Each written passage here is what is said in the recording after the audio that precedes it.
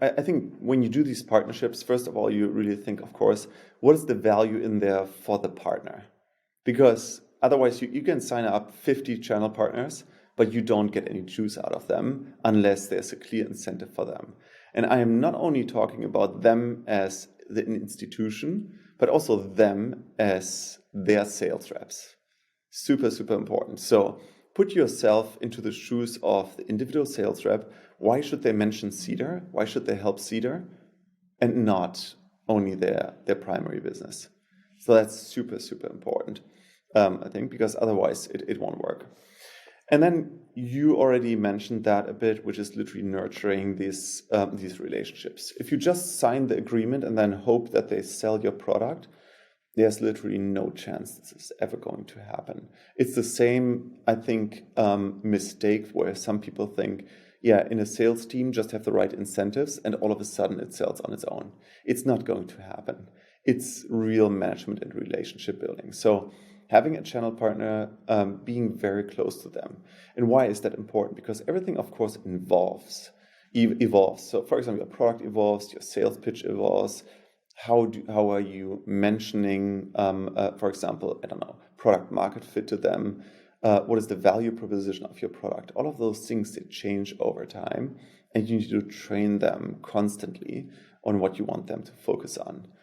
And then, of course, it also is, which leads do you assign to them? Which segment of the market do you want them to target? And then, last but not least, just literally the relationship building. You always need to be on top of mind. That's the important piece. Can you talk maybe more specifically about how you accomplish that? Do you actually staff like a partner management team that has a dedicated team per partner?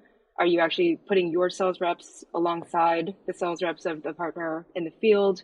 What are some of the more sort of like tactical, people level things that you guys have done that have been successful?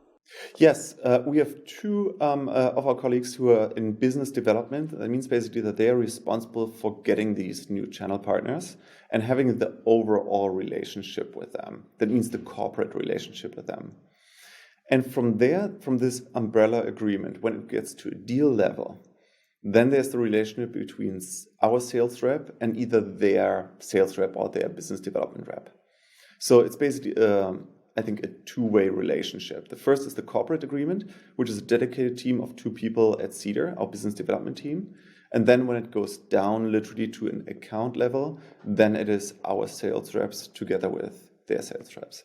What about post-sale? How do you manage the post-sale implementation process and just general customer success if the deal was sold through these partnerships?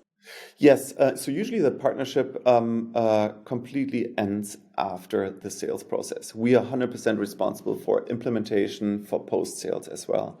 So we don't really have a structure where after the sale or so we would not be responsible for the client. It is just way too high touch, I think, our product.